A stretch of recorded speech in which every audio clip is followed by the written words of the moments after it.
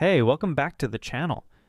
Have you ever been around someone who seems perfectly nice on the surface, but deep down, you just get this nagging feeling that something is off?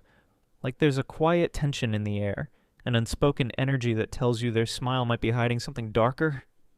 Carl Jung, one of the greatest minds in psychology, spoke about something called the shadow, the part of ourselves we suppress, but that still finds its way out in subtle, sometimes insidious ways.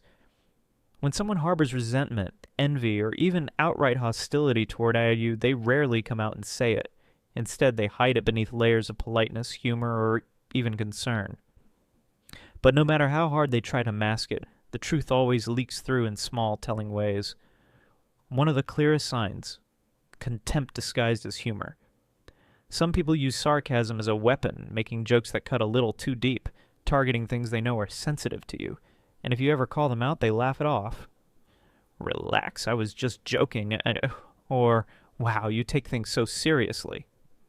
But the real joke? It's at your expense. And it's not funny. If someone repeatedly mocks the same aspects of you, your ambitions, your insecurities, your choices, pay attention. Jung believed that what people ridicule in others often reflects something unresolved within themselves. Then there's the quiet sabotage. Not everyone attacks directly. Some people undermine you in ways so subtle that you don't even realize it's happening until you start noticing the pattern. They conveniently forget to pass along an important message, give you misleading advice, or create just enough confusion to slow you down. At first, it might seem like bad luck or coincidence, but when these little mishaps always seem to happen at crucial moments, you have to ask yourself, are they truly accidents, or is there something more deliberate at play? Jung once said that those who refuse to face their own failures often project their frustrations onto others. And when someone sees you achieving something they secretly wish they could, their shadow side might push them to act against you, whether they're aware of it or not. Some people, without even realizing it, project their frustrations onto others. Instead of confronting their own feelings of inadequacy, they subtly hinder those around them, ensuring that no one rises above them. It's not always obvious, but if you pay attention, you'll notice how they redirect conversations, downplay accomplishments, and make every interaction about themselves. Then there are those who turn everything into an unspoken competition. They can't stand to see you succeed without feeling the need to outshine you. The moment you share good news, instead of celebrating with you, they immediately shift the focus onto themselves. If you've accomplished something, they will neither claim they've done it too, or even better. This kind of behavior stems from deep-seated insecurities. Your success, rather than inspiring them, and makes them question their own worth. That's why, instead of applauding you, they find ways to diminish your achievements or steal the spotlight. Over time, conversations with them start to feel less like genuine exchanges and more like battles for superiority. Another sign of hidden resentment is the illusion of support. Some people pretend to be in your corner, but when you need them the most, they're nowhere to be found. They may smile and nod when you talk about your goals, but their words lack sincerity. When challenges arise, they either downplay your struggles or offer empty reassurances. Their enthusiasm for your success is either forced or completely absent, and when the big moments come, the ones that truly matter, you'll notice they're consistently unavailable. This emotional detachment isn't always easy to recognize at first, but over time, patterns emerge.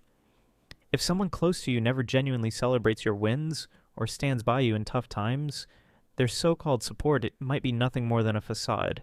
And then there are those who disguise control as care. They claim they're looking out for your best interests, but their real goal is to keep you dependent on them. They question your choices, criticize your decisions, and subtly undermine your confidence. Under the guise of guidance, they plant doubts in your mind, making you second-guess yourself. The more they interfere, the more you feel like you need their approval before making a move. But their concern isn't about helping you grow. It's about ensuring you never outgrow them.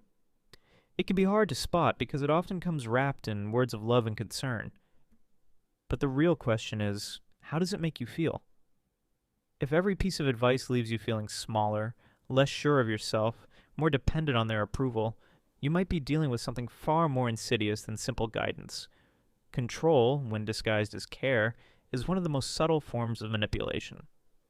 And according to Carl Jung, this need to control others doesn't come from a place of strength. It comes from fear. A fear of facing their own internal chaos, their own uncertainties. Instead of managing their emotions, they attempt to manage yours, pulling the strings to ensure their own stability at the cost of yours. Another sign is the quiet spread of whispers, the careful placement of doubts in the minds of those around you. People who harbor resentment rarely confront you directly. Instead, they chip away at your reputation from the shadows, feeding others half-truths and exaggerations until the world starts to look at you differently. One day, you notice a shift, and colleagues grow distant, and friends hesitate before speaking. The warmth you once felt begins to cool. You don't know why, but something has changed. The damage has been done before you even realized it was happening. Jung believed that those who seek to tear others down are often battling their own sense of inadequacy. By painting you in a negative light, they momentarily lighten the weight of their own insecurities. But make no mistake, when someone speaks ill of you, they're revealing far more about themselves than they are about you. Then there are the ones who just can't bring themselves to celebrate your wins. True friends, true supporters. They don't just stand by you in hardship. They rejoice when you succeed. But those who secretly resent you, they can't hide their discomfort.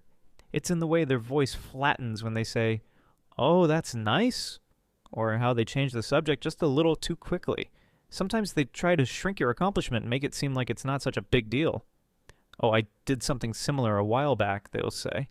"You should have aimed higher." They don't realize their words aren't just casual observations. They're cracks in the mask, glimpses of envy they can't quite suppress. Jung explained that the inability to celebrate others often comes from unresolved inner turmoil. Your success becomes a mirror, reflecting back everything they wish they had but never achieved. Instead of facing that feeling, they try to diminish you so they don't have to feel small themselves. And then there are the signs that don't come in words at all, because sometimes hatred doesn't announce itself. It lingers in the spaces between conversations, in the stiffness of a handshake, in a glance that lingers just a second too long before looking away. A forced smile, a shift in tone, an energy that doesn't match the words being spoken. These are the things the body cannot hide.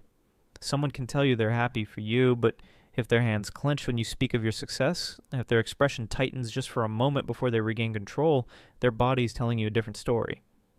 Jung believed that while the conscious mind can lie, the unconscious mind cannot.